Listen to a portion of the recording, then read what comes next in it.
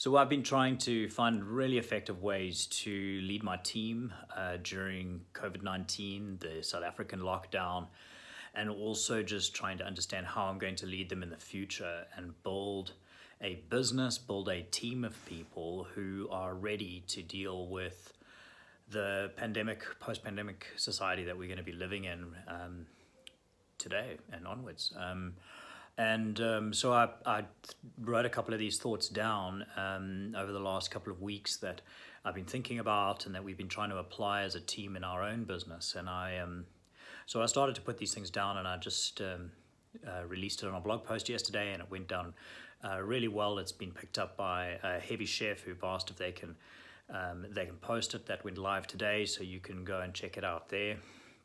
But then on top of that, I've had a few clients get in touch with me and just talk to me about kind of some of the principles that we're speaking to in this article and that I've unpacked. And so what I want to do is just share kind of quite a top view of what this is, so that you guys can also benefit from, hopefully be encouraged more than benefit really, by some of the experiences that we've had that I've been living firsthand. And these are not things that I'm saying these are going to make you the best leader on the planet. This is the end-all goal to how to deal with COVID. These are just my experiences, my view of what we should be doing as leaders as we step out into post-pandemic society. And so here we go. The first one is that we are here as leaders to support the bigger picture.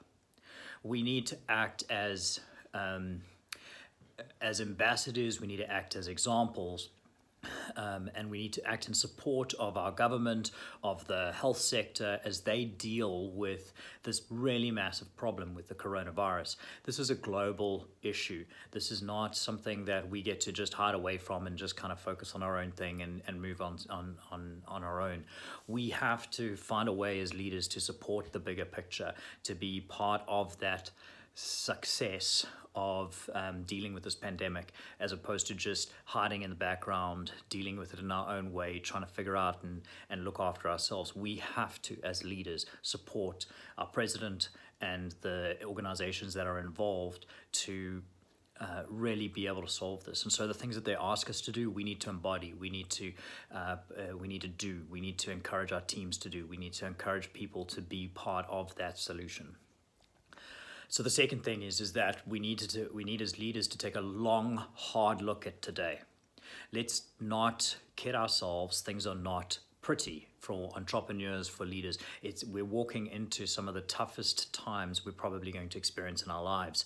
And I think what we need to understand about this is that we can adopt a strategy of sticking our heads in the sand and pretending like it's all going to be okay. But that would be stupid, that would be ignorant, and it would be irresponsible.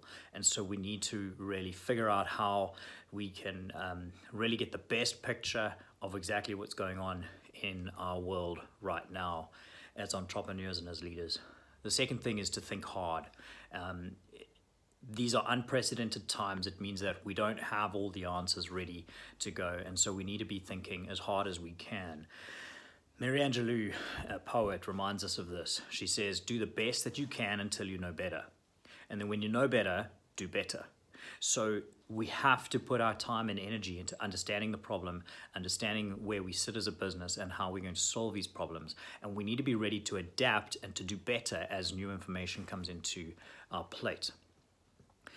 Next, move swiftly with confidence. We cannot afford to move slowly, to drag our heels as leaders. We have to do things quickly in order to make a significant impact. I love what Teddy Roosevelt says. He says, do what you can with what you have where you are.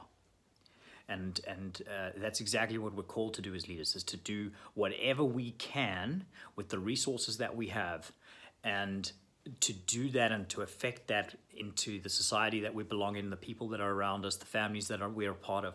We need to be able to do whatever we can to support those people in our own environment. And I think that is so important for people to understand right now. Do what you can with what you have where you are. If every single person leveraged all of their resources to solve these problems, could you imagine the significant impact we'd have on society together? Secondly, the next one up is to create a safe zone. Creating a safe zone as leaders is something that we're not often asked to do. In other words, we're often asked to take people from here to there, to actually create a little less safety, to create opportunity, to be able to push people out of their comfort zones. But I want to suggest to you that this is the case today. Right now, in this pandemic, there is too much chaos for people to handle. And as leaders, we're often pushing people out of their state of order into chaos so that they can grow and they can become better people. But right now, but normally what ends up happening is that those people have a balance between order and chaos. And we as leaders are pushing them towards chaos because people tend to stay towards order. But right now, there is so much chaos in the world, so much unknown, so many unprecedented things, that as leaders, we need to create more order, so that we can actually create a balanced infrastructure for our people and the people we look after. And then finally, I want to suggest this: do not let your vision die. It is so tempting at this point to allow people to crush our vision, to allow the circumstance to crush our vision, to say, well, in this new society, what's the point in even trying? Things are going to be so difficult. There aren't going to be the opportunities that exist, all of these things in play. What I have learned is that a lot of what I'm being forced to do as an entrepreneur, a lot of what the world is showing me right now is accelerating my vision and not pushing me away from it. In fact, many of the things that we've been putting in place that we were hoping to do in the future are now being so fast accelerated because of the nature of the urgency and the size of this pandemic, that we've had no choice but to accelerate that. And so what I want to suggest to you is don't lose your vision.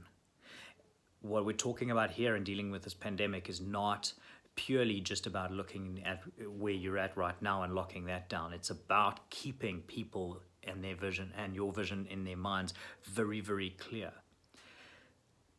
At this point, people will be losing hope. People will be taking strain. And you as a leader can create purpose in their lives once more.